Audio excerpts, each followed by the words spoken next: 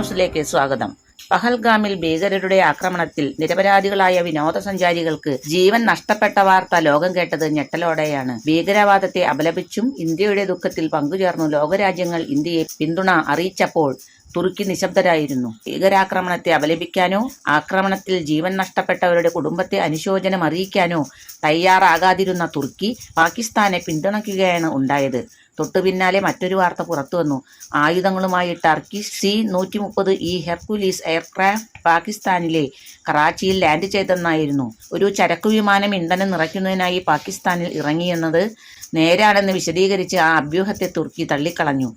Operation Sindoor ദൗത്യത്തിന് തൊട്ടുപിന്നാലെ പാകിസ്ഥാൻ ഉയർത്തിയ ഇരവാദത്തിനൊപ്പം നിലകൊണ്ട ഏക രാജ്യവും തുർക്കിയായിരുന്നു.